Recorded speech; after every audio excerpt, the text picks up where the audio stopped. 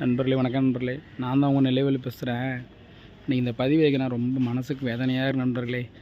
இப்போ வண்டி ஒர்க் ஷாப்பில் விட்ருக்கேன். என் வண்டி சிலிண்ட்ரு கெட்டு போயிடுச்சான். வண்டியில் இன்ஜினில் சிலிண்ட்ரு கெட்டுன்னு ஒன்று வரும். வண்டியில் பார்த்திங்கன்னா ஆயில் ஏதோ ரொம்ப குடிக்கும், வண்டி இன்ஜின் சூடாகும், இன்ஜினே ஃபெயிலியர் மாதிரி வரும். இப்போ அதை வேலை பார்க்கறதுக்கு 7000 ரூபா வேணும் நண்பர்களே. இதான் நான் ஓட்டுற வண்டி, என்னோடய வண்டி.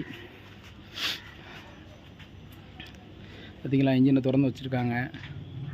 அதனால் 7000 ரூபா வருங்க. ஓனர்கிட்ட போய் சொன்னேன், அண்ணே இப்படி வண்டிக்கு வந்து இன்ஜின் வேலை வந்துருச்சுண்ணே, திடீர்னு வண்டி திடீர்னு ரொம்ப ஸ்பீடாக சத்தக்காடு போட்டுக்கிட்டு இறஞ்சிச்சு, அதுக்கப்புறம் வந்து ஆயில் வந்து குடிச்சிக்கிட்டே இருக்குண்ணே அப்படின்னே.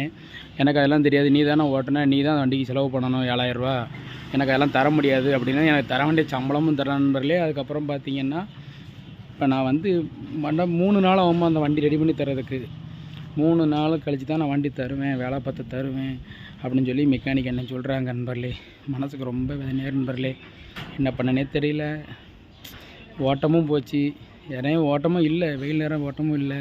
இப்போ 3 நாளுக்கு வண்டி ஓட்டாமல் நான் எப்படி பிழைக்க போகிறேன், 7000 ரூபா நான் எப்படி ரெடி பண்ண போகிறேன்னு தெரியல நண்பர்களே. ரொம்ப மனசுக்கு வேதனையாக நண்பர்களே.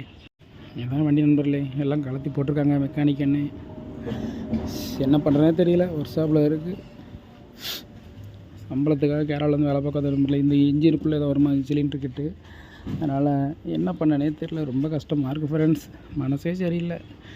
அதாட்டி ஊர்லேயே நான் இருந்துக்கலாமோன்னு தோணுது. சம்பளத்துக்காக வேலை பார்க்க வந்து கடைசியில் ஓனர் வந்து என்னைய கடைசியில் நீ தான் இன்ஜின் வேலை பார்க்கணும், 7000 பார்க்கணும், உனக்கு சம்பளம் தர முடியாது, உன் சம்பளத்தை நான் கழிச்சிருவேன்னு சொல்லி சொல்கிறார் நண்பர்களே. வேதனையாக இருக்குது நண்பர்களே, சத்தியமாக சொல்கிறேன். தாங்க முடியாத வேதனை. இந்த மாதிரி வேதனை யாருக்கும் வரக்கூடாது நண்பர்களே.